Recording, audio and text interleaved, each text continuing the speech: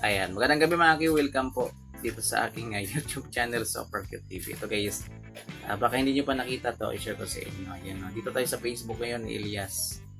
Ayan, kakatapos niya lang mag-live. Ayan, so ito guys, ito yung video. Ayan, kaka-upload lang ni Elias 3 hours ago. Ayan, ito yung merong tagahanga si Elias dito guys, na babae na buntis. At si Elias po, yung pinaglilihian ni Madam. So ito play natin. Nasa Dumaguete sila ngayon mga kakiwa. Yan, doon po yung kanilang concert. So mamaya mag-live tayo mamaya. Yan, so habang wala pa po yung kanilang concert, mamaya pa yun guys. Siguro mga 15-10, mga ganyan pa. So nood muna tayo dito ng mga upload videos. So play natin guys para makita.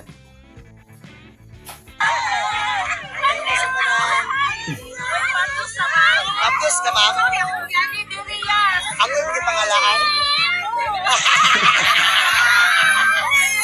Kuya, ingat, salamat.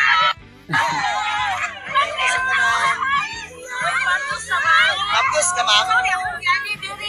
Ako yung pangalaan. Yan. So, yun guys, si Elias daw yung pinaglilian ni Madam. Pogi pala yan. Yan kung hindi pogi, maganda yan. Grabe si Elias, no? Yun, no? Dinudumog siya guys. Sobrang daming tao. Yan, grabe. Mapabata, matanda. Yan, babae, lalaki. Lahat na lang yata mga kakuya. Yan, idolo si Elias, no? Yan, mga may matanda pa. Yan, meron nga sa concert ni Elias, mga senior citizen.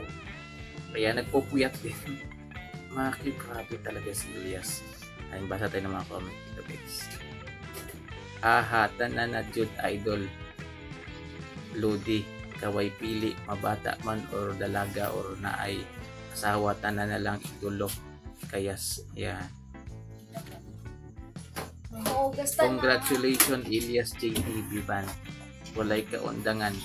Kalipay ng mga fans. Amping mo kanunay. Uwahay. Yan. Walang pagsidlan ng saya yung mga fans talaga kapag nakita si Elias, no? Grabe talaga.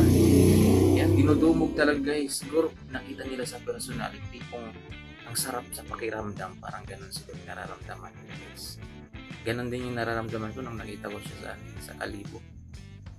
Nilami man kag samot. Yan. Ano kasi to, medyo hindi niyo maintindihan halos to guys, lalo po mga Tagalog kayo. Yan kasi dialect nila yan, Bisaya. Yan, hala ka ma'am. Haha, yan. Matik maliwat yun kay Elias ma'am.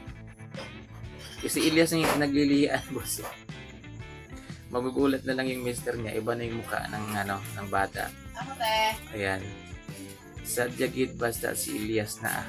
Yan. Oh, di ba guys? Ang cute, no? Grabe talaga.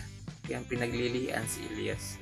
Mga view. Ganyan po yung idol natin. Yung idol namin. Yan, idolo ng marami. Yan, totoo naman. Pangmasa. Yan, pangmasa talaga si Elias. Walang duda yan, guys. Siya yung tipong tao na hindi mahirap i-approach. Hindi mahirap lapitan. Hindi ka maiilang. Yan, diba? Kasi may mga ganong tao, guys, no, na pag nakita mo pa lang, parang may ilang kang pansinin kasi baka didmahin ka, parang ganun. Pero hindi po ganun si Elias. Kaya nga tama yung babae na yun na bashers ni Elias na pangmasa po talaga siya. Ayan, pangmasa talaga. Walang duda yan. 100%.